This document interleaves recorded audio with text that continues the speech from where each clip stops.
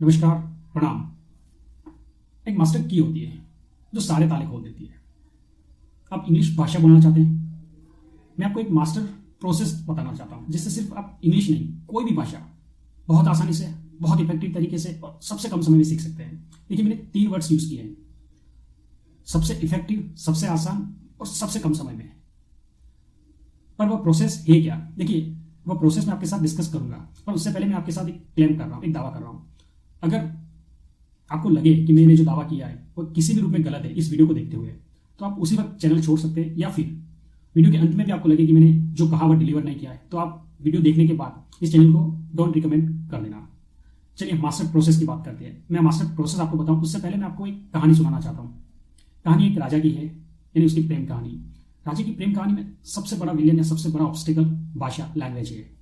तो चलिए बिना देरी के पहले कहानी सुनते हैं और फिर उस कहानी के थ्रू हम डिस्कस करेंगे कि वो मास्टर प्रोसेस है क्या।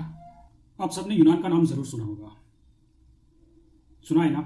यूनान में एक राजा हुए, एलेक्स। एलेक्स एक बार किसी काम को लेकर जंगल से होकर जा रहे थे, घोड़े पर बैठ के जा रहे थे, तो उन्होंने कुछ आवाज़ें सुनी, कुछ कानों को प्रिय लगने वाली आवाज़ें।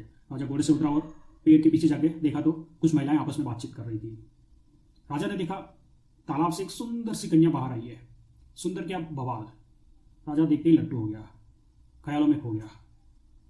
राजा ने उसकी बात सुनने की कोशिश की, यानी उन महिलाओं की, पर राजा को कुछ ज़्यादा समझ में नहीं आया। राजा ने बहुत कोशिश की तो इतना समझ पाया कि जिस महिला पर वो लट्टू हुआ है उस महिला का नाम मरिया है। राजा को इसलिए कुछ समझ में नहीं आया कि वह पड़ोसी राज्य यानी इपिसी से उस राज्य की भाषाएं बोल रही थी। कुछ समय बाद मरिया अपनी सहेलियों के साथ चली गई। राजा भी महल में आ गए, पर दुखी थे। दुखी होते भी क्यों नहीं, इतनी सुंदर महिला को देख रहे थे, स्वप्नों में खोए हुए थे, और वो चली गई आंखों के सामने, तो दुखी होना ही था। राजा को महल में आने के बाद भी चैन नहीं हुआ। 1 दिन, 2 दिन, 3 दिन, 4 दिन हुए, पर राजा खो गया, पूरी तरह से खो गया। उसमें कामकाज प्रभावित होने लगा राज्य का। राजा ने अंततः एक निर्णय किया कि वह उससे शादी करेंगे, क्योंकि वह उसको अपने दिमाग से निकाल ही नहीं पा रहा था। पर राजा के सामने एक बहुत बड़ी दिक्कत थी। एलेक्स एक सामान्य इंसान नहीं था, एलेक्स एक राजा था, वह भी यूनान का। और यूनान का राजा होने का मतलब सामंतों से घिरा हुआ प्रदेश, और सामंत मतलब बहुत सारी राजनीति। यानी यूनान देश की जो रानी होने वाली थी उसमें राजनीतिक समझ बहुत अच्छी होनी बहुत जरूरी थी। इसके बिना सामंत उस राज्य पर हावी हो सकते थे। अब राजा के सामने दिक्कत थी भाषा की, क्योंकि वह उस राज्य की भाषा नहीं जानता था। राजा ने निर्णय किया कि वह उस राज्य की भाषा सीखते, यानी इपिसिस भाषा सीखेंगे। राजा ने एक विद्वान बुलाया और लग गए दिन रात, रट्टा रट्टा रट्टा रट्टा, पर कुछ भी समझ में नहीं आया। यहीं पे बहुत कम समझ में आया। जब भी परीक्षा होती, जब भी बोलने की बात आती, राजा कुछ भी नहीं समझ पाता। राजा ने हथियार डाल दिए। वो क्रोधित हो गया, पागल हो गया था कि ये क्या हो रहा है, मैं इतनी कोशिश कर रहा हूँ फिर भी नहीं सीख पा रहा हूँ। तभी राजा के कक्ष में उसका एक सेवक आता है और कहता है, महाराज, अगर जीवन समाधान हो तो मैं आपसे कुछ कहूँ। राजा ने कहा, ऐसा क्या बात हो गई है कि जीवन समाधान की बात कर रहे हो? ये नहीं नहीं महाराज, बात तो ऐसी ही है, अगर आप जीवन क्षमा करो तो मैं आपसे कुछ कहूँ। कहा, ठीक है, कहो, क्या बात है ऐसी? सेवक ने कहा, महाराज, आप यहाँ पर एक भाषा सीखने में इतनी मेहनत कर रहे हैं, आपने कितने महीने हो गए आपको इस भाषा को सीखते सीखते, पर आप एक भाषा नहीं सीख पाए, और वहाँ पर एक आदमी है जो कह रहा है वो 8 भाषाएं जानता है। राजा ने कहा, चढ़ा के आया क्या? उसने कहा, नहीं महाराज, आपके सामने तो कैसे आ सकता हूँ, और इतनी ज़रूरत मैं नहीं कर सकता। राजा ने कहा, यार फिर? कि नहीं महाराज, वो आदमी कह रहा है कि मैं 8 भाषाएं जानता हूँ, बोलना जानता हूँ। राजा ने कहा, चलो देख लेते हैं क्या जाता है। अगले दिन सेवक एक आदमी के साथ कक्ष में हाजिर होता है। एलेक्स ने उसको ऊपर से लगा के नीचे तक देखा, और एलेक्स को यकीन हो गया ये आदमी झूठ बोल रहा है। एलेक्स ने सोचा था जो व्यक्ति 8 भाषाएं जानने का दावा कर रहा है वो 50-60 साल का तो होगा ना, यानी 50-60 साल में कोई व्यक्ति मेहनत करेगा, रट्टा मार मार के तो कुछ भाषाएं सीख सकता है। ये आज की बात नहीं है, यूनान मतलब हजारों साल पहले की बात है। राजा ने उसको कड़क आवाज में पूछा, क्या तुम 8 भाषाएं जानते हो? फिलिप ने हाथ जोड़े और कहा, राजा, मैं सच में 8 भाषाएं जानता हूँ। राजा ने कहा, अभी भी टाइम है, सोच लो, अगर तुम झूठ बोल रहे हो तो तुम्हें जेल में डाल दिया जाएगा और बहुत कठोर सजा दी जाएगी। फिलिप्स ने फिर हाथ जोड़कर कहा, नहीं महाराज, मैं सच कह रहा हूँ, मैं 8 भाषाएं जानता हूँ। राजा ने 8 विद्वान बुलाए, यानी फिलिप जो भाषाएं जानता था वो 8 विद्वान आए। राजा ने एक एक करके उससे कई सारे सवाल पूछे। फिलिप ने एक एक करके सारी भाषाओं में उसके जवाब दिए। 8 विद्वानों ने कहा, महाराज, फिलिप सारी भाषाएं जानता है। राजा के आश्चर्य का ठिकाना नहीं रहा। राजा ने अपने विद्वानों को जाने को कहा और फिलिप से कहा, क्या फिलिप तुम मुझे भी इपिसिस भाषा सिखा सकते हो? फिलिप ने कहा, महाराज, मैं केवल आपको रास्ता दिखा सकता हूँ, भाषा सीखना ना सीखना आपके हाथ में। एलेक्स को थोड़ा बुरा लगा। एलेक्स ने कहा, अगर तुम मुझे इपिसिस भाषा सिखाते हो तो मैं तुम्हें मुंह मांगा इनाम दूंगा। फिलिप ने फिर हाथ जोड़े और कहा, महाराज मैं आपको केवल रास्ता दिखा सकता हूँ, अगर आप उस रास्ते पर चलेंगे तो यकीन मान लीजिए आप वह भाषा सीख जाएंगे। एलेक्स ने कहा, मैं पक्का उस रास्ते पर चलूंगा जो तुम कहोगे। फिलिप मुस्कुराया और कहा, तो महाराज समझ लीजिए आप वह भाषा हर हाल में सीख गए। अगले दिन एलेक्स को जल्दी उठना पड़ता है क्योंकि उसे अपनी वेशभूषा बदलनी थी। वो अपने सारे गहने राजशाही वाले छोड़ता है और एक सामान्य इंसान के रूप में तैयार होता है। एलेक्स और फिलिप्स घोड़े पर बैठते हैं और नए सफर के लिए चल पड़ते हैं। लगभग 3-4 घंटों के सफर के बाद एलेक्स और फिलिप एक गांव में जाकर रुकते हैं। फिलिप एक घर के बाहर जाता है और दरवाजा खटखटाता है। अंदर से एक महिला आती है। महिला अपने भाई को देखते बहुत खुश हो जाती है। वो कहती है, भैया आप आइए आइए अंदर आइए। उसके जोश में बहुत बड़ा उत्साह था। राजा को समझ में आ गया कि फिलिप ने उसका काट दिया है, वो अपनी बहन के घर में उसको लेके आया है, क्योंकि मैंने तो उसको भाषा सिखाने के लिए बोला है। पर राजा क्या कर सकता था, वो अभी अंदर गया और बैठा। महिला ने पूछा, भैया ये कौन है? फिलिप ने कहा, मेरे दोस्त है, थोड़ी देर आराम करेंगे और फिर हम निकल जाएंगे। महिला ने मेहमान नवाजी की, पानी पिलाया। तब तक अंदर एक बच्चा था, वह बहुत जोर जोर से रोने लग गया। महिला ने अपने भाई से कहा कि मैं अपने भांजे को दूध पिला के आती हूँ, उसे बहुत देर हो गई है, भूख लगी होगी। महिला अंदर जाती है, बच्चे को दूध पिलाती है, बच्चा शांत हो जाता है। महिला वापस बाहर आती है। महिला खाना बनाती है। खाना बनाते बनाते बहुत देर हो गई। महिला उनको खाना खिला रही होती है, तब बच्चा फिर से रोने लगता है। बच्चा थोड़ी देर होता है, फिर शांत हो जाता है। महिला ध्यान नहीं देती। बच्चा फिर रोता है, फिर शांत हो जाती है, तब भी महिला ध्यान नहीं देती है। जब बच्चा तीसरी बार रोता है ना, तब राजा से रहा नहीं जाता। राजा कहता है, हम खाना खा लेंगे, आप जाके बच्चे को देखिए, उसे भूख लगी होगी। महिला कहती है, नहीं नहीं, उसे भूख नहीं लगी है, उसे सुसु हुई है। राजा को थोड़ा आश्चर्य होता है, कहता है कि यार कैसे, पर उसे खाना खाना था, वो खाना खाया, उसे भूख भी लगी थी वास्तव में, तो उसने खाना खत्म किया। महिला दोनों को खाना जब खत्म कर चुके थे, वो अंदर जाती है, बच्चे को लेके आती है, बच्चे को अपने भाई यानी बच्चे के मामा को देती है। मामा उसके कपड़े चेंज करता है और उसे इससे अवसर करता है और बहुत लाड प्यार करता है, दुलार करता है। और थोड़ी देर बाद दोनों नहीं, फिलिप अपनी बहन को अलविदा कहता है और दोनों घोड़े पर बैठते हैं। राजा फिलिप से थोड़ा गुस्सा है, कहते हैं, यार अगर तुम्हें अपनी बहन के घर आना था तो तुम आ जाते ना, मुझे क्यों लेके आए? मुझे तो भाषा सीखनी थी। फिलिप एलेक्स को कहता है, महाराज सब्र करो, सब्र। राजा के पास भी ऑप्शन नहीं था, दोनों निकल पड़ते हैं आगे। दोनों जब गांव से बाहर जा रहे होते हैं, तब फिलिप एलेक्स को रुकने को बोलता है। एलेक्स भी रुकता है और एलेक्स और फिलिप एक आंगन में नजर टिकाते हैं। उस आंगन में एक बच्चा है और एक माँ है। बच्चा टेबल पकड़कर खड़ा है और माँ उससे थोड़ी सी दूरी बनाकर खड़ी है। और महिला जो है, बच्चे की माँ, वो कह रही, आजा आजा आजा आजा आजा।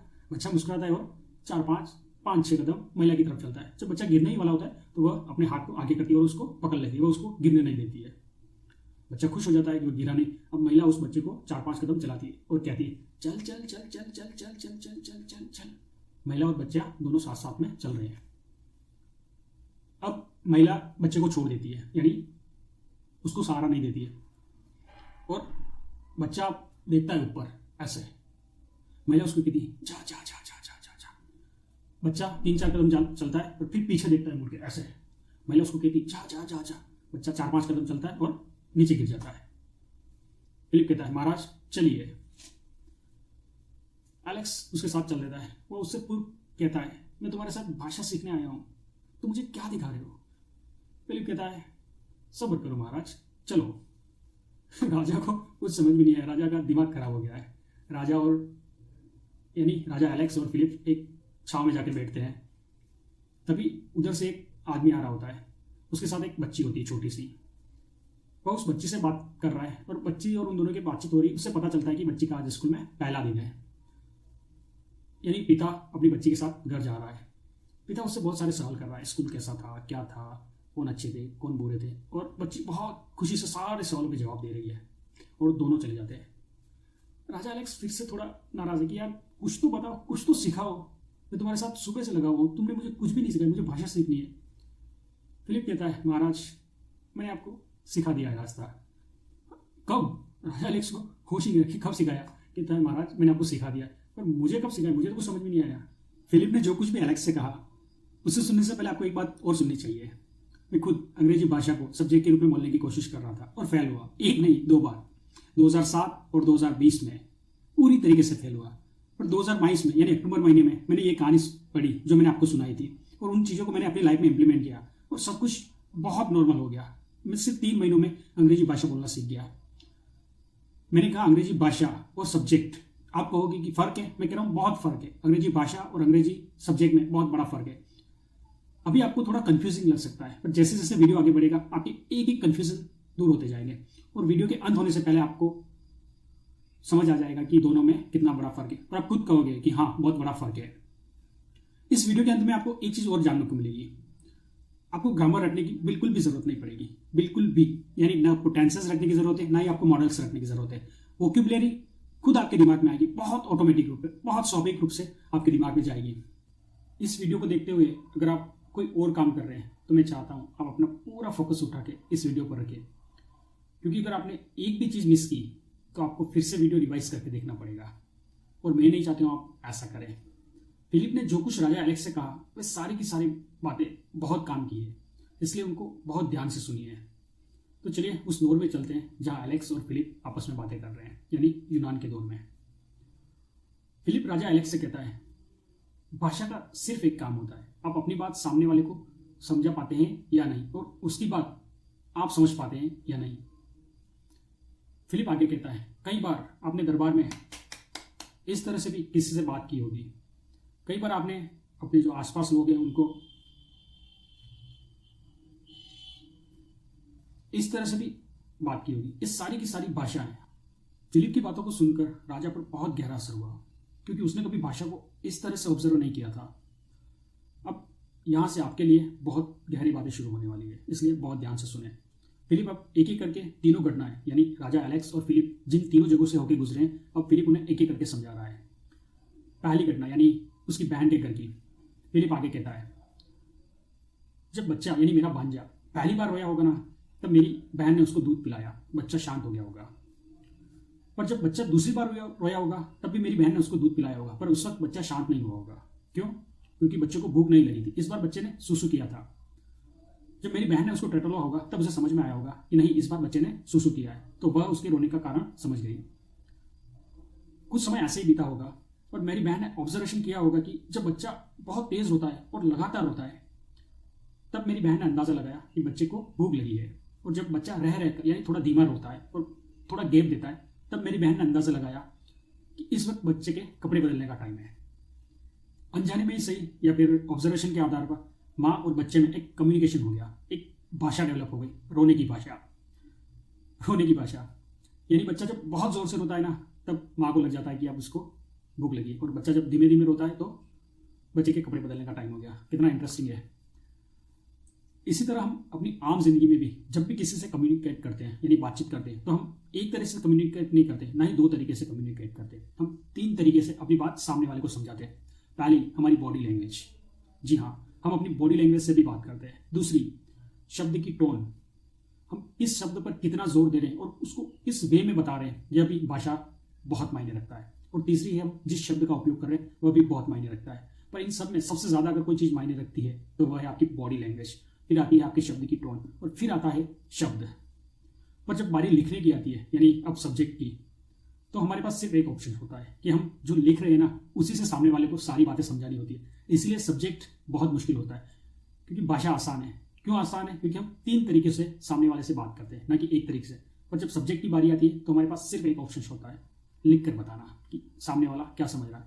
तो मुझे उम्मीद है इस कहानी से आपको यह चीज अच्छी तरीके से क्लियर हो गई होगी कि भाषा अलग है और सब्जेक्ट अलग है। अगर आपको अभी भी कुछ कंफ्यूजन है तो मैं आपको एक और उदाहरण देता हूँ। मुझे यकीन है आप में से कई सारे यानी ज्यादातर लोगों ने स्टैंड अप कॉमेडी जरूर सुनी होगी। अगर आपने उन्हें ऑब्जर्व किया हो यानी स्टैंड अप कॉमेडियन को, तो वह जो शब्द यूज करता है उसकी टोन अलग होती है और उसकी बॉडी लैंग्वेज अलग होती है, पर फिर भी जो वो बात आपको बताना चाह रहे हैं ना, वो बात आप समझ जाते हो और आप ठहाका लगा के हंस देते हो। ये सब कैसे हुआ? ये सब इसलिए हुआ क्योंकि यह भाषा है और तीन तरीकों से आपसे कम्युनिकेट कर रहा है, अपनी बॉडी लैंग्वेज से, फिजिकल अपीयरेंस से, वो जो शब्द बोल रहा है ना उसकी टोन से, और जो शब्द है उसकी वजह से भी, यानी वो तीन तरीके से आपसे कम्युनिकेट कर रहा है। इसीलिए फिर से कह रहा हूँ, भाषा आसान है, सब्जेक्ट मुश्किल है। पहली घटना का सबक पूरा होता है। बच्चे की पहली घटना में क्या सीखे, अब उसका स्क्रीनशॉट ले लीजिए, मैंने उसके लिए आपको स्क्रीनशॉट दिया है। फिलिप राजा एलेक्स से कहता है, महाराज जो दूसरी घटना है यानी जब बच्चा और माँ आपस में बातचीत कर रहे हैं, उस घटना से आपको तीन चीजें सीखनी चाहिए। राजा एलेक्स कहता है, इतनी छोटी सी चीज से तीन चीजें? फिलिप कहता है, महाराज घटना बहुत छोटी हो सकती है पर उसमें सीख बहुत बड़ी बड़ी है, आपको उससे तीन चीजें सीखनी चाहिए। राजा एलेक्स कहता है, कौन कौन सी? फिलिप उसको समझाता है, आपको शुरुआती समय में अपनी काल्पनिक शक्ति का उपयोग करके काल्पनिक दुनिया की बातें करने से बचना चाहिए। राजा कहता है थोड़ा खुल के समझाओ। फिलिप राजा को कहता है, अगर आपने ध्यान से देखा हो, ध्यान से ऑब्जर्व किया हो, तो माँ बच्चे को कह रही आजा आजा, चल चल, जा जा। बच्चे के लिए वह दुनिया पूरी तरीके से वास्तविक है। बच्चा कोई काल्पनिक दुनिया में नहीं है। माँ उसको ऐसी कहानियां नहीं सुना रही है कि बच्चा तू प्राइम मिनिस्टर बन गया तो क्या करेगा, या फिर तुझे चिड़िया उड़ा के ले गई, कौवा उड़ा के ले गया तो तू क्या करेगा। बच्चा जो कुछ भी सुन रहा है वह पूरी तरीके से वास्तविक है। उसकी दुनिया पूरी 100% वास्तविक है। बच्चा केवल 1 या 2 बार अपनी माँ के मुंह से आ जा और चल या जा का मतलब सुनेगा, उन्हें ऑब्जर्व करेगा, ये सारी चीजें उसकी लाइफ में पूरी जिंदगी रहेगी। इसीलिए शुरुआती समय में आपको जो भी हो काल्पनिक शक्ति का उपयोग करके हर हाल में काल्पनिक शक्ति का उपयोग नहीं करना है, और जो कुछ वास्तविक है, जो कुछ आपके सामने है, उसी पर फोकस करना है। आप या मैं अपनी डेली लाइफ में कितनी चीजें होती है जिन पर बातचीत करते हैं, डेली लाइफ में हम कितनी परिस्थितियों होकर गुजरते हैं। यह हो सकती है खाने पर बातचीत कर सकते हैं, शॉपिंग पर बातचीत करना, दोस्तों में गप करना, डेली ऑफिस आना जाना, अगर आप जिम जाते हैं तो जिम की बातचीत करना, आप क्या लाइक डिसलाइक करते हैं इनके बारे में बातचीत करना। ये केवल 6 चीजें हैं। आप अपनी तरफ से 4 चीजें और ऐड कर लीजिए। यानी अगर आप शुरुआती समय में इन 10 चीजों पर बातचीत करना सीख गए तो आप अपनी लाइफ में यानी डेली लाइफ में जितनी चीजों पर बात करते हैं यह उनका 50% है। 50% बहुत बड़ा नंबर है। यानी आप पहले दिन एक चीज पर बात करेंगे थोड़ा अटपटा लगेगा, उससे जब दूसरे दिन रिपीट करेंगे थोड़ा बेहतर लगेगा, और जब तीसरे दिन आप उसे रिपीट करेंगे तो वो लगभग हमेशा के लिए आपके दिमाग में रहेगी। इसी तरह से एक एक करके आप जब 30 दिनों तक इसको फॉलो करेंगे तो वो सारी की सारी चीजें खुद ब खुद आपके दिमाग में बैठ चुकी होगी। आपको किसी प्रकार का रट्टा लगाने की जरूरत नहीं पड़ेगी। इसीलिए मैं आपसे कह रहा हूँ शुरुआती समय में बिल्कुल भी काल्पनिक बातों पर ध्यान न दें। जो कुछ वास्तविक है उसी पर फोकस करें। सब कुछ बहुत स्वाभाविक रूप से आपके दिमाग में बैठ जाएगा। और आप कह रहे नहीं मैं तो बहुत बड़ा 30 मार का हूँ, मैं तो भाई काल्पनिक दुनिया में बात कर सकता हूँ। तो चलिए मैं भी आपको एक काल्पनिक सिचुएशन देता हूँ। कल्पना करिए आप अपने गांव में क्रिकेट खेलते हैं और आप अपनी टीम में भी 12th बैट्समैन है। 12th बैट्समैन क्या करता है आपको पता है, पानी ले जाने का काम, बैट टूट गया तो बैट ले जाने का काम, यह वह काम करता है। आपकी सेटिंग बहुत अच्छी है, बहुत जुगाड़ है आपको किसी कारण से जुगाड़ से रणजी खेलने का मौका मिल गया या उससे ऊपर इंडिया ए खेलने का मौका मिल गया है। आपकी सेटिंग वहां भी अच्छी है, तगड़ी सेटिंग है, और आपको मैदान में उतरने का मौका मिल गया है। आपको पता है आपके साथ क्या होगा। पहली बॉल होगी ना मैच की, वो आपके सर में, दूसरी बॉल आपकी पसलियों में, और तीसरी बॉल आपको कहाँ लगेगी आप सोच सकते हैं। आप बहुत बहादुर है, बहुत हिम्मत वाले हैं। आप कहेंगे नहीं मेरे को कुछ नहीं हुआ है। आप दूसरे दिन भी मैदान में उतरेंगे या फिर दूसरे मैच में। दूसरे दिन क्या होगा पता है, दूसरे दिन पहली बॉल, दूसरी बॉल पसलियों में, और तीसरी बॉल फिर से वहीं लगेगी जहां आप सोच रहे हैं। तीसरे मैच से पहले या तीसरे दिन आप कहाँ होंगे, आप हॉस्पिटल में होंगे। आपका दिमाग थक चुका होगा, आपकी बॉडी टूट चुकी होगी पूरी तरीके से। एग्जैक्टली क्रिकेट मैच की तरह हम अपने दिमाग के साथ करते हैं। क्रिकेट मैच में तो हमें जुगाड़ की जरूरत होती है, किसी से फोन करवाना पड़ता है, पर यहाँ किसी से फोन भी नहीं करवाना, सब कुछ हमारे हाथ में है। हम पहली प्रोसेस पे होते हैं, हम 5वीं प्रोसेस पे चले जाते हैं, हम 10वीं प्रोसेस पे चले जाते हैं। हमारा दिमाग 1 दिन सहन करेगा, 2 दिन सहन करेगा, 4 दिन और 5 दिन सहन कर सकता है। उससे ज्यादा ये सहन नहीं कर पाएगा। ये 6वें दिन हर हाल में ब्लास्ट होगा, ये फ्रस्ट्रेट हो जाएगा, ये टूट जाएगा, बिल्कुल टूट जाएगा, और ये आपके सामने हाथ जोड़ेगा ऐसे कि भाई माफ कर दे, मैं नहीं सीख सकता, क्यों परेशान कर रहा है। फ्रस्ट्रेट, हमने फ्रस्ट्रेट आदमी देखा है ना, वो इसीलिए होता है क्योंकि जो काम उसे नहीं करना है आप उसे मजबूरी में करवा रहे हो। आप प्रोसेस को स्किप करने की कोशिश कर रहे हो, ये कभी काम नहीं करेगा। I am telling you, please follow the process, it will help you, it will certainly help you, it help me and I am pretty sure it will help you. अगर आपको अभी भी अपने दिमाग पर यकीन है कि नहीं मैं तो प्रोसेस को स्किप करके सीख जाऊंगा, मुझे प्रोसेस फॉलो करने की जरूरत नहीं है, तो जब मैं आपको तीसरी घटना एक्सप्लेन करूंगा, यानी जब बच्ची अपने पिता के साथ घर जा रही है, तब आपको एग्जैक्टली समझ में आ जाएगा कि आप क्यों प्रोसेस को स्किप नहीं कर पाओगे और आपको क्यों प्रोसेस फॉलो करना चाहिए। दोनों चीजें क्लियर हो जाएगी।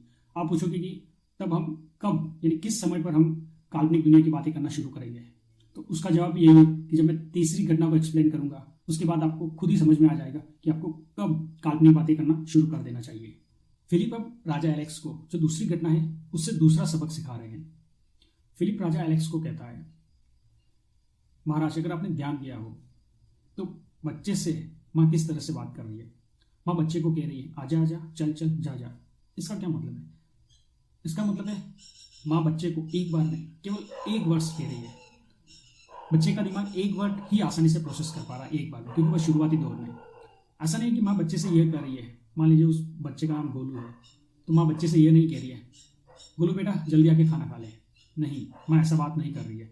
माँ बच्चे से सिर्फ उतनी ही बात कर रही है, यानी माँ बच्चे के लिए उतने ही वर्ड्स यूज़ कर रही है जैसे आजा। बच्चे को अच्छे से समझ में आ रहा है कि आजा का क्या मतलब है, तो उतना ही यूज़ कर रही है।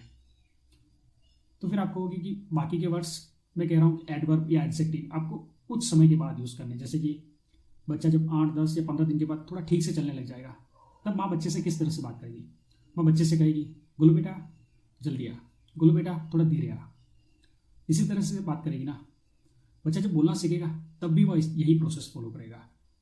एक वर्ड यूज करेगा, फिर 2, फिर 3। तो अब आपको क्या करना है, यानी पहले 30 दिन के लिए आपको क्या करना है, मैंने आपको पहले ही बताया है, बहुत यानी प्रैक्टिकल लाइफ के सेंटेंसेस यूज करने जो आप डेली लाइफ में बोल सकें। पर अब उन डेली लाइफ में जो सेंटेंस बोलने वाले हैं उनकी लेंथ कितनी बड़ी होगी। मैं कह रहा हूँ 1 वर्ड, 2 वर्ड या मैक्सिमम 3 वर्ड्स, बस 3 वर्ड से लंबा सेंटेंस बिल्कुल भी मत बोले शुरुआती दौर के लिए। आप कहेंगे कि मैं तो बोलूँगा, तो आपकी मर्जी है। अब एक दिन रट्टा लगा के कोई सेंटेंस बोल लेंगे बड़ा लंबा, 2 दिन बोल पाएंगे, 3 दिन, पर यह प्रोसेस आपको 30 दिनों तक फॉलो करना है और एक दिन में कम से कम आपको 8 से 10 सेंटेंस बोलने पड़ेंगे। आप नहीं कर पाएंगे, अब रट्टा नहीं लगा पाएंगे। तो बेहतर है ना कि प्रोसेस को फॉलो करें। दुनिया में जितने बड़े बड़े दिग्गज प्लेयर हुए ना, उन सब ने कहा है follow the process, you will be there where you want to be. If you do not follow the process, it may be that you never get success in your life. इसका क्या मतलब है? इसका वही मतलब है जो मैं आपको कह रहा हूँ। तो प्रोसेस को एंजॉय करिए, बहुत लंबा सेंटेंस मत बोलिए शुरुआती कुछ समय के लिए। प्रैक्टिकल लाइफ के सेंटेंस और 1, 2 या 3 वर्ड्स का सेंटेंस, बस। इससे लंबा सेंटेंस आपको बोलने की जरूरत ही नहीं पड़ेगी। अगर आप अपने डेली लाइफ को ऑब्जर्व करते हैं तो आप ध्यान दीजिए, आपको कभी लंबे वर्ड्स की जरूरत ही नहीं पड़ेगी, यानी लंबे सेंटेंस बोलने की कभी जरूरत नहीं पड़ती है। पर फिर भी हमें बोलना है, क्यों? क्योंकि हमें भाषा सीखनी है, पर शुरुआती दौर में नहीं। मैं आपको एक बहुत बेहतरीन उदाहरण से समझाता हूँ कि हमें क्यों लंबे सेंटेंस पहले 30 दिनों के लिए यूज नहीं करने चाहिए। मान लीजिए आप किसी सब्जी वाले की दुकान पर गए हैं, आप सब्जी वाले से कैसे बात करेंगे? सब्जी दीजिए, या फिर अगर आपको भाषा आती तब तो आप बहुत आसानी से बोल लेंगे, पर आपको वो भाषा सीखनी है। तो आप पहले 30 दिनों में, यानी पहले 1 या 2 दिन सब्जी वाले की दुकान पर गए, आप उससे किस तरह से इंटरेक्ट होंगे? आप उसको अगर इस तरह से दिखाएंगे ना, तब भी वो आपको टमाटर की रेट बता देगा। दूसरे दिन आप उससे कैसे इंटरेक्ट होंगे? कॉस्ट, वो आपको रेट बता देगा। तीसरे दिन व्हाट इज द कॉस्ट। चौथे दिन what is the cost of this tomato. पांचवें दिन what is the cost of this tomato पर केजी। यानी आपका काम बिना वर्ड्स का यूज किए भी चल रहा है, पर आप 5वें दिन क्या यूज कर रहे हैं? What is the cost of this tomato पर केजी। क्या मतलब है? अब पहले दिन ये नहीं बोल पाएंगे what is the cost of this tomato, पहले दिन आप केवल कॉस्ट बोलिए, दूसरे दिन व्हाट इज द कॉस्ट। इस तरह से, यानी इस तरह से आप अपने सेंटेंसेस को बड़ा बनाइए। ये बहुत प्रैक्टिकल है और बहुत नॉर्मल तरीके से आप इसको यूज कर पाएंगे। तो बहुत जल्दी सीख लीजिए क्या सेंटेंस किस तरह से बोलना है।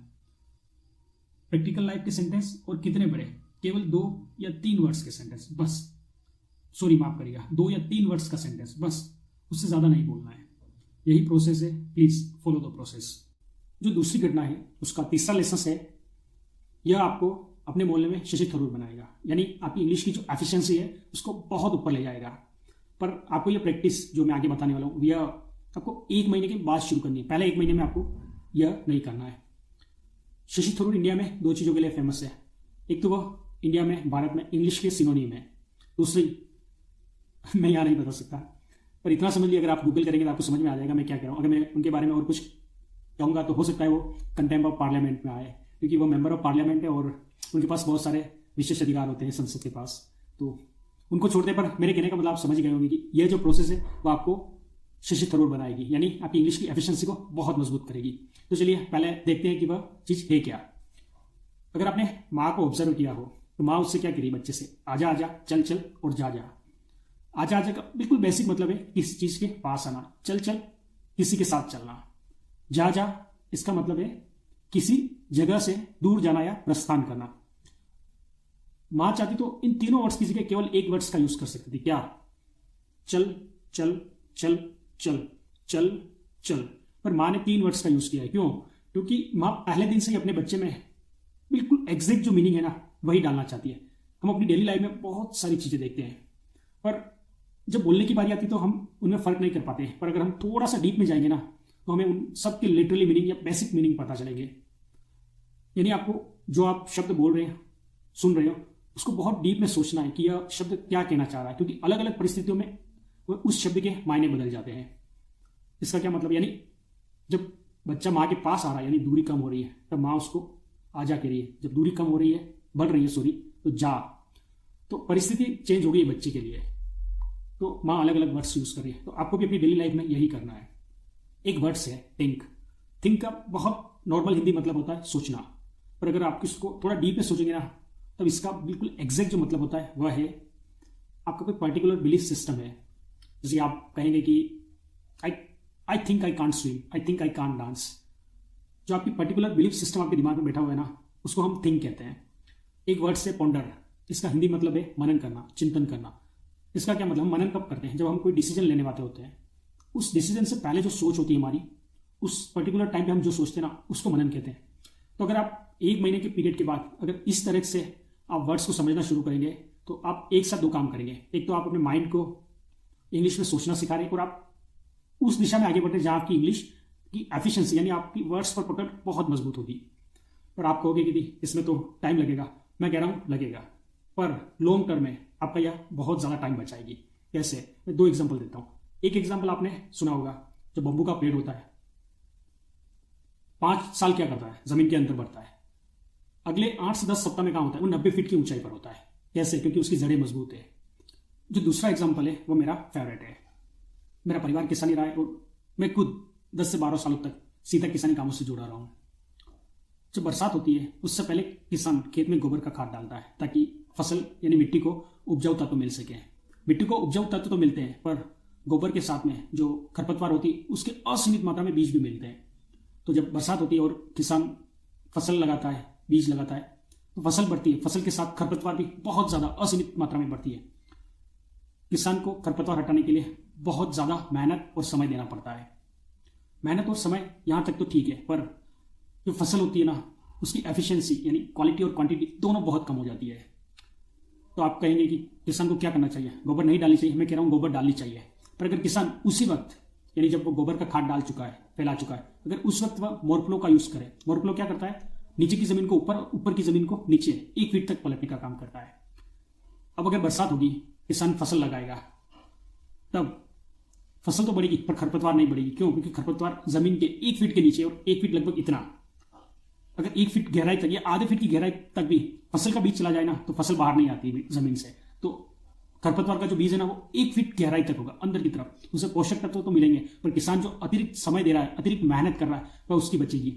सेम हमारे साथ इंग्लिश के साथ होता है। अगर आप शुरुआत में थोड़ी सी मेहनत करते ना, हर एक वर्ड्स को ध्यान से ऑब्जर्व करने के लिए, तो ये आपकी जो फाइनल आप इंग्लिश सीखोगे एफिशिएंसी के साथ, उस वक्त आपके लिए बहुत ज़्यादा फायदेमंद होगी। आप कहोगे कि चलो ठीक है, आप कह रहे हो कि मान लेते हैं कि एफिशिएंसी बढ़ेगी, पर फिर से बात हो जाती है कि वोक्यूबलरी है यानी शब्द है, उसको रटने पड़ेंगे। पर मैंने आपसे कहा था शुरू में कि आपको कुछ भी रटने की जरूरत नहीं पड़ेगी। तो फिर क्या करना है, इसके लिए आपको तीसरी घटना, यानी जब मैं तीसरी घटना को एक्सप्लेन करूंगा, तब आपको बताऊंगा फिर से कि आपको वर्ड्स क्यों नहीं रटने और ये ऑटोमेटिक कैसे याद होंगे। जो दूसरी घटना के 3 सबक या 3 लेसन है, 3 सीख है, उसको मैंने समराइज किया है। आप उसका स्क्रीनशॉट ले लीजिए। ये वीडियो का लास्ट पार्ट है, और इस पार्ट में मैं आपके साथ बहुत सारे सवाल जवाब करने वाला हूँ, क्योंकि मैं नहीं चाहता हूँ आपके माइंड में एक सिंगल सा या फिर स्लाइड सा भी कंफ्यूजन रहे। क्योंकि अगर माइंड में थोड़ा सा भी कंफ्यूजन रहा ना, तो बहुत दिक्कत होगी। आपको एग्जैक्टली क्या करना है और वह क्यों करना है, आपको क्या नहीं करना है और वह क्यों नहीं करना है, मैं इन सारे सवालों को कवर करूंगा इस वीडियो में। आपको एग्जैक्टली थोड़ी देर में आपको जानने को मिलेगा कि ग्रामर और वोकैबुलरी बिना रटे कैसे याद करनी, और सबसे इंपॉर्टेंट जिस काम के लिए आप वीडियो देख रहे हैं, इंग्लिश की स्पीकिंग, उसके बारे में भी हम आगे बात करेंगे। तो चलिए बिना देखे यूनान चलते हैं, जहाँ एलेक्स और फिलिप बात कर रहे हैं। फिलिप राजा एलेक्स से पूछता है, क्या महाराज आप मेरे को एक बात बता सकते हैं, बच्ची स्कूल क्या करने गई है? यही सवाल मेरा आपसे भी है। आप कहोगे पढ़ने, और क्या? बिल्कुल सही जवाब, आप इनाम के हकदार हैं। पर क्या, मेरा सवाल फिर से है, बच्ची स्कूल क्या पढ़ने गई है? आप कहोगे साइंस, हिस्ट्री, मैथ्स यही पढ़ने गई, और क्या? बिल्कुल सही जवाब। पर क्या बच्ची यह साइंस, मैथ्स, हिस्ट्री 6, 7, 8, 10, 11, 12 में पढ़ेगी? पर बच्ची 1st से 5th में क्या पढ़ेगी? बच्ची 1st से 5th में 2 चीज़ें पढ़ेगी, मैथ्स, बेसिक मैथ्स। इस वीडियो से उसका कोई लेना देना नहीं है, उसको हटाते हैं। बच्ची जो दूसरी चीज़ पढ़ेगी ना, वो पढ़ेगी ग्रामर, वोकैबुलरी, जो भाषा आप जानते हैं या फिर जो वह भाषा सीख रही है बच्ची, उसकी ग्रामर पढ़ेगी। तब जाके बच्ची सब्जेक्ट पढ़ेगी, यानी जब उसको ग्रामर आ जाएगी, वोकैबुलरी आ जाएगी, जब उसको बोलना आ जाएगा ठीक ठाक, तब जाके हिस्ट्री भी पढ़ेगी, साइंस भी पढ़ेगी, मैथ्स भी अच्छे से पढ़ेगी, या फिर और भी कोई उसका सब्जेक्ट है तो वह पढ़ेगी। और उसी समय यानी 6 से लगा के 10 तक में उसी समय के दौरान वह ऐसे भी लिखेगी। और जो मैंने आपसे सवाल किया था ना, इमेजिनरी सेक्शन वाले सवाल, काल्पनिक में प्राइम मिनिस्टर होता या होती तो क्या करता, ये सारे जो क्वेश्चन है ना, अब जाके बच्चे अपने आंसर बुक में लिखेगी, उससे पहले नहीं लिखेगी, क्योंकि ये सारे सब्जेक्ट के अंदर आते हैं। भले ही ये सब्जेक्ट आपके लैंग्वेज के अंदर हो, पर ये सारे के सारे सब्जेक्ट के पोर्शन है। इसलिए मैंने आपको उस वक्त मना किया था। क्यों? क्योंकि एक तो जुड़ाव नहीं है और एक ये सब्जेक्ट के पार्ट है। मैंने एक बहुत बड़ी गलती की और शायद आप भी एक बहुत बड़ी गलती करते हैं। चलिए, आप अपनी मदर टंग में, मातृभाषा में, भारत के जो प्रेसिडेंट है उनकी पावर्स के बारे में 2 मिनट बोलिए केवल। आप में से ज़्यादातर लोग नहीं बोल पाएंगे। क्यों नहीं बोल पाएंगे? क्योंकि हमें पता ही नहीं कि उनकी प्रेसिडेंट्स की पावर क्या है। ज़्यादातर लोग कह रहा हूँ। आप उनके अलावा भी मेडिकल फील्ड में बात कर सकते हैं, आप नहीं बोल पाएंगे। क्यों? क्योंकि आपको उस सब्जेक्ट की जानकारी ही नहीं है। और आप ये कैसे एक्सपेक्ट करेंगे, आप इंग्लिश में, जो आपकी मातृभाषा भी नहीं, यानी जिस भाषा की आपको ग्रामर नहीं पता, वोकैबुलरी नहीं पता, आप ये कैसे एक्सपेक्ट करेंगे कि आप उस भाषा में, यानी जो आप सीखना चाहते हैं, उसमें डायरेक्ट उस विषय को पढ़ लेंगे या बोल लेंगे? बहुत बड़ा प्रोसेस कर दिया, हद से ज़्यादा आप नहीं कर पाएंगे। तो फिर वही है, तो हम क्या करें? तो उसके लिए चलते हैं, ग्रामर कैसे सीखते हैं उसके बारे में बात करते हैं। मेरा आपसे एक सवाल है, देखिए मैं बहुत सवाल कर रहा हूँ पर यह बहुत ज़रूरी है। क्या आप मेरे को कोई एक टॉपिक बता सकते हैं, एक क्वेश्चन बता सकते हैं जो आपने पहले से 12वीं तक जो आपका लैंग्वेज थी ना, सब्जेक्ट, उसमें पढ़ा हो और आपको अभी याद हो, और अगर मैं आपको टॉपिक दे दूँ आप अभी उस पर बोल पाओ? बहुत कम लोग होंगे जिनको कोई टॉपिक याद होगा। एक तो टॉपिक जो मैंने आपको भी बताया कि एनवायरनमेंट या फिर प्राइम मिनिस्टर वाला, आप उस पर 1-2 लाइनें बोल लोगे मुश्किल से, या फिर ठीक ठाक बोल लोगे। पर अगर मैं आपसे कहूँ एक टॉपिक ऐसा है जिस पर 100 के 100 लोग, अगर मैं आपको अभी कहूँ तो उस पर लिख लेंगे, 100 के 100 लोग तुरंत बोल भी लेंगे, लिख भी लेंगे और बिल्कुल परफेक्ट लिखेंगे। वो टॉपिक कौन सा है? वो टॉपिक है कहानियाँ, जो आपने पहली से 5th तक में पढ़ी है। कौन सी कहानियाँ? अंगूर खट्टे हैं, शेर और चूहे की कहानी, जाल वाली, खरगोश और कछुए वाली कहानी। आपको कहानी अच्छे से याद है? याद है ना? बिल्कुल। अगर मैं आपसे अभी कहूँ सुनाओ तो सुना दोगे? बिल्कुल, आप अभी सुना दोगे। कहानी आपने 20 साल पहले पढ़ी होगी, किसी ने 10 साल पहले, किसी ने 15 साल पहले, पर आपको एग्जैक्ट अभी भी याद है। आपने ध्यान दिया हो तो मैंने भी आपको अभी कहानी सुनाई है, राजा की कहानी, एलेक्स और फिलिप की कहानी, उसकी लैंग्वेज की कहानी, भाषा की कहानी, और उसी के थ्रू मैंने आपको कुछ पॉइंट डिस्कस किए हैं। अगर मैं आपको कहानी नहीं बताता और ऐसे ही डायरेक्ट आपको बताता कि आपको प्रैक्टिकल बातें करनी है और सिंपल वर्ड्स बोलने हैं और बहुत डीप में किसी वर्ड्स को ध्यान रखना है, तो यह वीडियो खत्म होने से पहले पहले आप पीछे वाली बातें भूल जाते हैं। पर अगर क्योंकि आपने एक कहानी सुनी है, अब आपको 20 साल बाद भी कोई पूछेगा ना कि यार मेरे को भाषा सीखनी है, मैं क्या करूँ, तो आप कैपेबल हो गए इस कहानी को उसे सुनाने के लिए। कहानियाँ इतनी पावरफुल होती है, कहानियों से हम इतने क्लोजली जुड़े होते हैं, या इमेजिनरी होती है, पर फिर भी हम बिल्कुल इससे 100% हमारा दिमाग इससे जुड़ा हुआ होता है। तो आपको सिंपल चीज़ करनी है, कहानियाँ पढ़नी है। अब बारी आती है कौन सी कहानी और कहाँ से पढ़नी है। देखिए सिंपल सी चीज़ है, आपको बुक पढ़नी है इंग्लिश की, कहानियों की। ध्यान दीजिएगा, सिंपल होनी चाहिए बुक इंग्लिश स्टोरीज की, बहुत सिंपल, तभी आपका दिमाग शुरुआती तौर पर उसको रेस्पॉन्ड करेगा। सेल्फ हेल्प बुक नहीं पढ़नी है। मैंने पढ़ी थी स्वामी विवेकानंद जी की 6 साल पहले, खरीदी थी, सॉरी पढ़ी नहीं थी। 2 पेज पढ़े थे ना, 2 दिन, मतलब 7-8 घंटे लगे थे। अगले 4 सालों के लिए वो बुक पूरी तरीके से अलमारी में डिपोजिट थी, हाथ नहीं लगा पाया था, डर गया था, पूरी तरीके से डर गया था। अगर आप हाथ लगाओगे ना आपको पाप लगेगा, मैं सच कह रहा हूँ, आप डर जाओगे, फ्रस्ट्रेट हो जाओगे अगर आपने सेल्फ हेल्प बुक उठा ली। क्यों? क्योंकि सेल्फ हेल्प बुक है ना, वो PhD लेवल की है, आप उसे ठीक से नहीं समझ पाओगे, बहुत गहरी बातें होती है। अब आपकी जो मदर टंग है ना, उसमें भी अगर उस बुक को पढ़ोगे ना, सेल्फ हेल्प बुक को कोई, तो आपको कम से कम 2 या 3 बार पढ़ना पड़ेगा, तब जाके चीज़ें दिमाग में बैठनी शुरू होगी। तो ये उम्मीद बिल्कुल मत करना कि आप इंग्लिश में उसे पढ़ लोगे, बिल्कुल भी गलती मत करना। चलिए फिर से लौटते हैं बुक के बारे में। बुक खोलने से पहले मैं आपसे फिर से एक सवाल कर रहा हूँ, बहुत सवाल है पर यह इनके बिना काम नहीं चलेगा। बुक, टीचर क्या काम करता है आपके लिए? आपको भी पढ़ाने का, बिल्कुल सही, पर टीचर एक काम पढ़ाने से भी ज़्यादा जरूरी करता है। वह क्या है? वो आपका समय बचाता है। वह आपका समय कैसे बचाता है? वह आपको कौन सी चीज़ को क्या कहते हैं, कौन सी चीज़ को कैसे उपयोग करते हैं, वह आपको समझाता है और आप जल्दी से उसको ग्रैब कर पाते हैं। और जल्दी जल्दी का मतलब समय बचाना। बाकी स्टडी तो आप सेल्फ स्टडी भी करते ही हैं लोग आजकल। आप यह वीडियो भी इसीलिए देख रहे हैं ताकि आप जल्दी से जल्दी इंग्लिश बोलना सीख सकें या फिर उसकी प्रोसेस को जान सकें। जल्दी जल्दी मतलब समय की बचत। अब आपके पास ग्रामर सीखने के, वैसे भी ग्रामर बहुत लंबी चौड़ी नहीं होती, मेरे को उम्मीद है आपको ग्रामर ठीक ठाक आती होगी, तो मैं बता रहा हूँ उसको, ऐसा नहीं मैं नहीं बता रहा हूँ। कैन कुड कितने मॉडल्स हैं? मुश्किल से शायद 20 के करीब है। आधे आपको अभी भी याद होंगे, will, shall, can, could, would. कुछ नहीं याद होंगे जैसे कि नीड, आउट टू, और टेंसेस भी आपको आधे याद होंगे, आधे नहीं याद होंगे। जैसे कि ING यूज करना आता होगा आपको, इज, एम, आर, वाज, वर आपको आते हैं, पर आधे आपको नहीं याद होंगे। तो उन्हें कैसे याद करना है सबको? देखिए आपको क्या करना है, एक टेक्स्ट बुक की मदद लेनी है। अब यहाँ पर मदद बहुत जरूरी है, टीचर भी आपकी मदद कर रहा है, आपको यहाँ पर भी मदद लेनी पड़ेगी एक बार, सिर्फ एक बार कह रहा हूँ, लाइफ लॉन्ग में आपको दूसरी बार मदद लेने की जरूरत ही नहीं पड़ेगी। आप उसके बिना भी काम चला सकते हैं, पर यह प्रोसेस आपका बेसिकली समय बचा रहा है आपको। आप जब किसी यूट्यूब चैनल से या किसी टेक्स्ट बुक के आप ग्रामर पढ़ोगे ना, तो उसको लिखना है, कैन कुड और उनके दो दो तीन तीन सेंटेंसेस लिखने हैं। और लिखने पे मैं विशेष जोर दे रहा हूँ, जब हम लिखते हैं ना कोई चीज़, तब हमारा माइंड 100% फोकस होता है उस चीज़ पर। बिना फोकस हुए हम कुछ भी नहीं लिख सकते हैं, सिवाय साइन के। आप साइन कर पाओगे इतना कह रहा हूँ, वो सबकॉन्शियस माइंड की वजह से, पर उसको छोड़ देते हैं अभी। तो जब आप लिखोगे तो वैसे ही वो ऑटोमेटिकली आपके दिमाग में बहुत हद तक ग्रामर जा चुकी होगी। रही सही कसर, जब आप बुक पढ़ोगे ना स्टोरी की, तो स्टोरी आपको लाइफ लॉन्ग याद रहने ही वाली है। कोई भी पढ़ोगे तो सिर्फ स्टोरी थोड़ी ना याद रहेगी, कैन कुड वुड शुड ये भी तो याद रहेंगी। आप कह रहे हो चलो ठीक, कैन कुड तो वैसे भी बहुत कम है, याद हो जाएंगे, इतना मुश्किल नहीं है। सबसे ज़्यादा दिक्कत कहाँ आती है, वोकैबुलरी की। हिंदी में कितने वर्ड्स हैं, 2.5 लाख, इंग्लिश में करीब करीब 2 लाख या 2.25 लाख जो भी है। आप हिंदी भाषा अभी भी बोलते हो, पर आपको वर्ड्स कितने आते हैं, 1000 से 1500। आपके सामने कोई थोड़ा सा डिफिकल्ट वर्ड्स रख देना, आप नहीं बोल पाओगे, क्योंकि आप उसका मतलब ही नहीं पता, आप उसे समझ ही नहीं पाओगे। तो अब बारी आती है कि आपको वोकैबुलरी कैसे याद करनी है। देखिए बहुत सिंपल तरीका है, जब भी आप कहानी पढ़ोगे ना, तो जो भी वर्ड्स, यानी मैं मान के चलता हूँ 300 पेज की बुक है, सॉरी प्लीज़ 100 पेज की बुक ही लेना और सिंपल वाली लेना। 100 पेज की बुक में 300 वर्ड्स ऐसे मिलेंगे जो आपने पहली बार देखे होंगे, आपको उसका मतलब नहीं पता होगा। अब आपको उसका मतलब जानने के लिए या फिर हिंदी मतलब जानने के लिए आपको कहाँ देखना है, गूगल के ट्रांसलेटर में? वहाँ बिल्कुल नहीं, वहाँ आपको नहीं देखना है। आपको देखनी है गूगल की इमेज सेक्शन में। जब आप गूगल के इमेज सेक्शन में, आपको क्यों देखना है, देखिए हम जो सुन के दिमाग हमारा याद रखता है ना, उससे 25 गुना अगर हम कोई चीज़ देखते हैं ना, तो 25 गुना दिमाग हमारा कैपेबल ज़्यादा होता है कि वह उस चीज़ को याद रखेगा। तो आप जब ट्रांसलेटर में देखते हैं ना, तो कोई भी मतलब ऐसे निकल जाता है, थोड़ी देर याद आता है फिर भूल जाते हैं। पर जब आप इमेज देखोगे ना, कोई उसी वर्ड्स की या उसी नाउन की, तो 25 गुना वो याद रहने की चांसेस बढ़ जाएंगे आपके दिमाग में। तो ये आपका बहुत ज़्यादा समय बचाएगा। मैं आपको एक उदाहरण देने के लिए अपने मोबाइल की स्क्रीन पर लेके चल रहा हूँ। चलिए हम मोबाइल के स्क्रीन रिकॉर्डर में है, चलिए देखते हैं। इसमें एक वर्ड टाइप करते हैं जो मैंने आपको पहले ही बताया था, PONDER। पॉन्डर का लिटरली मीनिंग क्या है उसको देखते हैं पहले। देखिए पॉन्डर का लिटरली मीनिंग आ रहा है किसी विषय पर गंभीरतापूर्वक या देर तक सोचना, जो मैंने आपको बताया था। अब इसके इमेज सेक्शन में देखते हैं कि हमें क्या दिखाई देता है। देखिए इमेज सेक्शन में एक लड़का है, सोच रहा है, एक लड़की सोच रही है, एक बच्चा। देखिए इसको ध्यान से ऑब्जर्व करिए।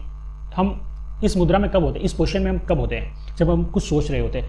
अगर यहाँ से कभी ऐसा लगे कि यार थोड़ा समझ में नहीं आ रहा है कि इस इमेज का क्या मतलब है, तब हमें ज़रूर वापस रीचेक करने के लिए हमें इसके एग्जैक्ट मीनिंग, यानी ये क्या कहनी चाह रही इमेज, हमें इमेज देखने के बाद वापस इसमें आ सकते हैं। पॉन्डर, यहाँ देखिए फिर से, to think about something carefully और फॉर अ लॉन्ग टाइम। तो आपको इस तरह से इमेज सेक्शन में जाके देखना है, और जब आप इमेज देखोगे तो बहुत ज़्यादा चांस है कि आप उस चीज़ को फिर नहीं भूलोगे।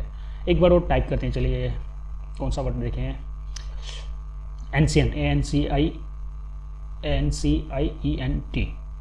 एंशिएंट का क्या मीनिंग है, यहाँ आ रहा है प्राचीन, पुरातत्व, हज़ारों वर्ष पुराना।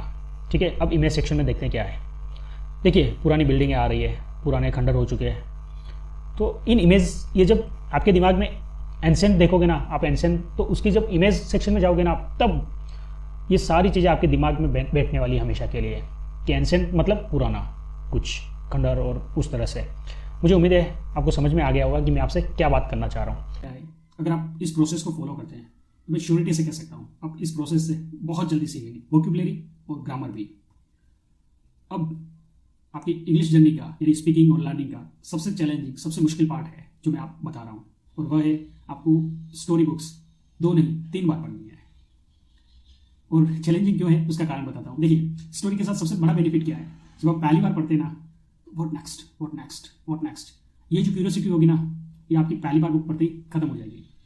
पहली बार बुक हम पूरी तरीके से डूबे रहते हैं, oh my God what will happen, जुड़े रहते हैं ना स्टोरी के साथ, फीलिंग के साथ। पर एक बार स्टोरी खत्म हुई, आपको सब पता है क्या होने वाला है। तो जब आप दूसरी और तीसरी बार पढ़ोगे ना, सबसे ज़्यादा बोरियत महसूस होगी, बहुत बोरिंग, बिल्कुल मज़ा नहीं आएगा। पर आप स्टोरी जो बुक पढ़ रहे हो मज़े के लिए नहीं पढ़ रहे हो, आप लर्निंग के लिए, सीखने के लिए पढ़ रहे हो। और अगर मैं उसके साथ आपको कुछ बेनिफिट बता दूँ तो आप ज़रूर उसको दूसरी और तीसरी बार में पढ़ लेंगे। हमारा माइंड ऐसा ही है, अगर हमें कोई चीज़ बोरिंग है पर अगर हमें पता है हमें फ़ायदा होने वाला है तो हम उसे कर देते हैं, हम ऐसा ही है। तो चलिए फ़ायदे की बात करते हैं। देखिए दूसरी बार जब आपको स्टोरी पढ़ोगे ना, दूसरी और तीसरी बार, तो आपको बोल के पढ़ना है, थोड़ा लाउडली, समझ गए ना, जैसे बच्चे पढ़ते हैं वैसे थोड़ा सा लाउडली पढ़ना है। उससे क्या बेनिफिट होगा, सबसे पहला बेनिफिट होगा आपके गले के जो वोकल्स है ना, ये वाले मजबूत होंगे।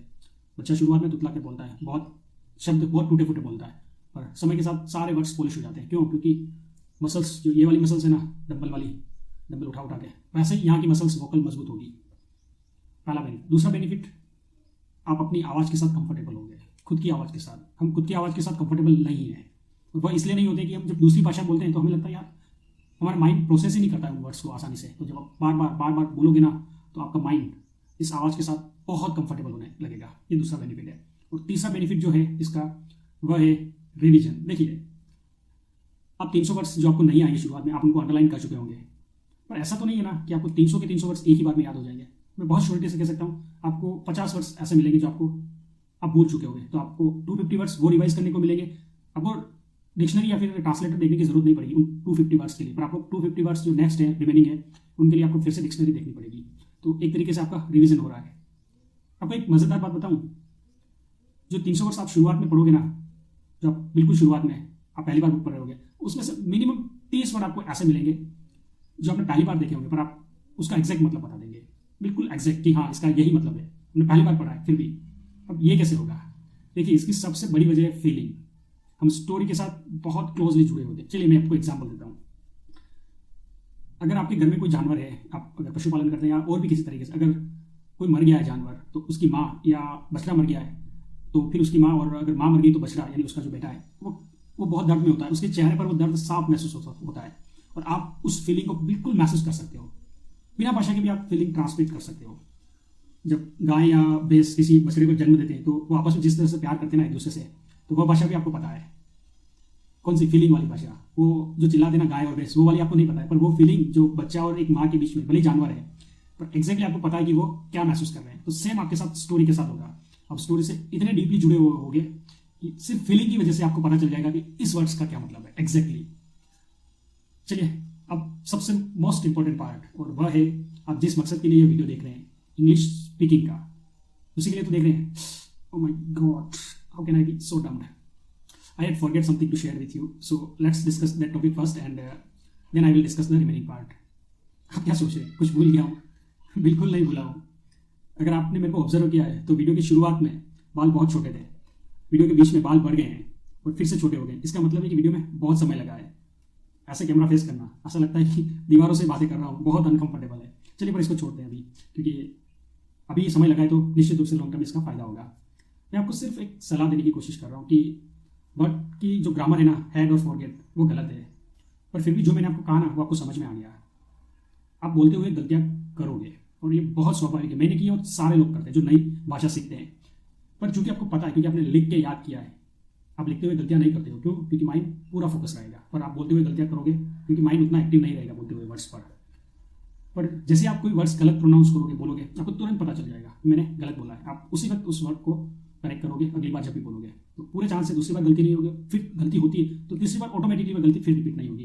तो आपको गलतियाँ करनी है और गलतियों से ही सीखना है। डरना नहीं है कि गलत बोल रहा हूँ, ये सारे लोग गलतियाँ करते हैं, तो प्लीज़ चिंता मत करिए। अगर आप इस पूरी वीडियो की जर्नी में देखेंगे तो मैंने एक चीज़ पर सबसे ज़्यादा फोकस किया है, और वह है प्रोसेस पर। If you take actions you will be succeed, but if you take action with proper plan, with proper process, you will get success quickly. बिल्कुल प्रॉपर प्लान और प्रॉपर प्रोसेस आपको बहुत जल्दी सफलता दिलाएगी। अब बारी आती है इंग्लिश प्रैक्टिस कहाँ करनी है और कब से शुरू करनी है। देखिए, आप कभी भी कर सकते हैं, पर मेरी एडवाइस है जब आप दूसरी बार बुक खत्म कर चुके, यानी जब पहली बार वोकल वाली प्रैक्टिस उसको खत्म कर चुके होंगे ना, तब आपको शुरू करनी चाहिए। तब आपको बहुत जल्दी आपको बोलना आ जाएगा। तब तक आप अपनी आवाज़ के साथ भी कंफर्टेबल हो चुके होंगे। एक चीज़ और मैं आपसे कहना चाहता हूँ, प्लीज़ उस माइंडसेट से बाहर आ जाइए कि आप जो कह रहे हो ना वो सब कुछ सही है, पर हमको रहना वही है। आप एक्शंस लेंगे, मैं 100% कह रहा हूँ, आप कामयाब होंगे।